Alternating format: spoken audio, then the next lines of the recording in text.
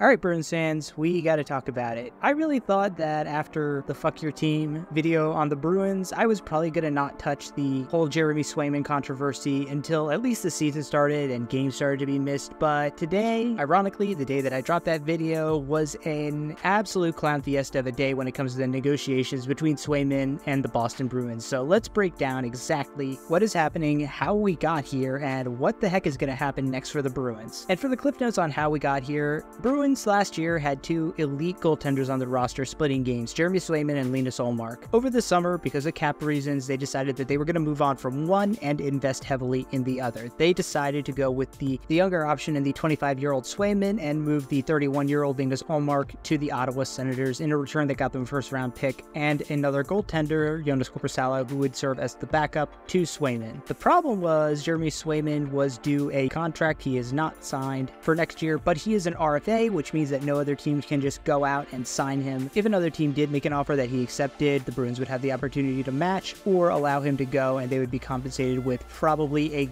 bevy of high round picks. So the situation was basically Swayman is going to be the future in Boston. They just have to work on a new contract.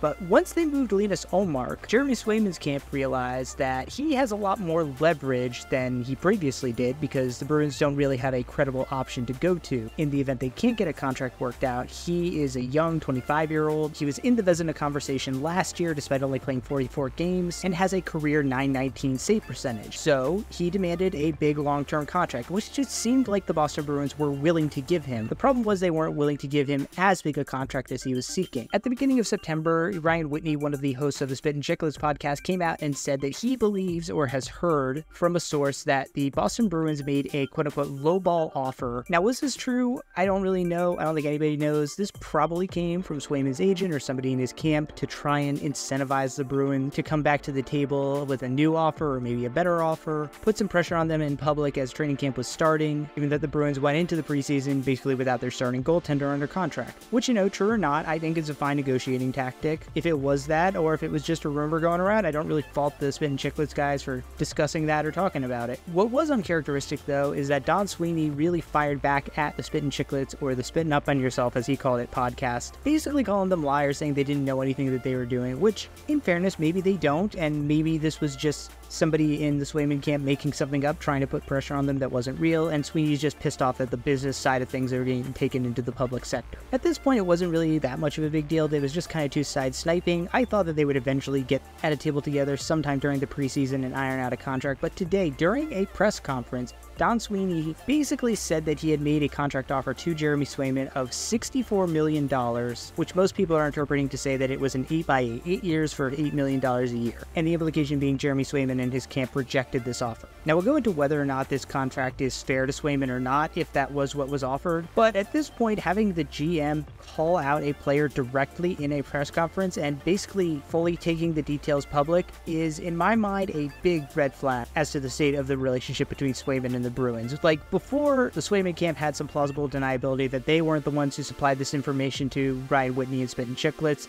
This is the information coming from the horse's mouth, from Sweeney's mouth, and it is basically as close to him directly saying, this is the offer we made to Jeremy Swayman, and he did not take it, as you could possibly get. And of course, a blunt statement like this couldn't go unanswered by Swayman's camp. His agent came out and basically said everything that Sweeney said was lies, saying that this was the first time that that number had been mentioned, meaning either this was never a real offer or this offer was made right before the press conference and Swayman's camp didn't even have a chance to respond to it. In either case, if this is true, it is pretty dirty on the Bruins' part to try and paint Jeremy Swayman as being unreasonable about a contract offer he didn't actually have a chance to review and agree to. So that's what happened. So where do we stand now? Well, ostensibly there is an 8x8 deal on the table for Jeremy Swayman, but because of the way that this has been handled, his agent has said that they are going to take some time and discuss where we go from here. Clearly, Swayman and his camp feel like even if this contract is exactly what they were wanting in terms of the money and term, they don't appreciate the way that it's been handled on the Bruins side. Now, as to the offer itself, is an 8x8 an appropriate contract for a goaltender like Jeremy Swayman, a 25-year-old who hasn't played a full season as a starter, who finished top 10 in save percentage and goals saved above expected per 60 among goalies who played at least 20 games last year? Well, based on what he has achieved in his career, his age, his statistics, and comparing him to the other goaltenders who he would be getting paid traded comparably to, those being Ilya Sorokin and Connor Hellebuck, I think 8x8 is a fairly reasonable contract for Jeremy Swayman. However, given the Boston Bruins' aspirations for the year and the fact that they have no other legitimate options, I think Jeremy Swayman has much more leverage to get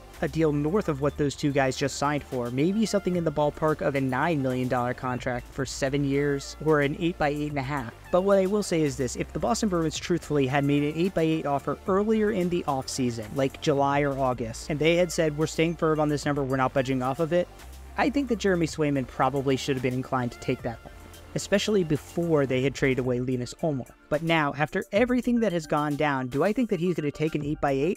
Absolutely not. The Bruins are basically stuck in this situation. They can't go out and get another goaltender to start the season. They'd have to ride Joonas Korpisalo, who is terrible. They can't really trade away Swayman to another team because not a lot of teams have the cap space available right now to sign him to the extension that he's seeking. That's why you've heard teams like the Red Wings being floated as possible landing spots. They're the only ones who could realistically take on that kind of contract. Problem is that those teams also know that the Boston Bruins themselves have no leverage, so they're not going to give up any premium assets to acquire a guy and then pay him a hefty sum of money. Plain and simply, the Boston Bruins fumbled these negotiations. I fully agree with Ryan Whitney on his assessment there. By not getting this deal done before they traded away Linus Ullmark, and by seemingly acting in bad faith in the negotiations, I think they've made it almost impossible for these two sides to come back to the table. If they do, I suspect the Bruins are going to have to pay some sort of premium, but I could also see Swayman just saying, give me a short-term deal that'll get me to UFA, and after that a contract is up, I'm gone. In any case, this was pure disaster class on negotiations from Cam Neely, Don Sweeney, and the entire Bruins organization.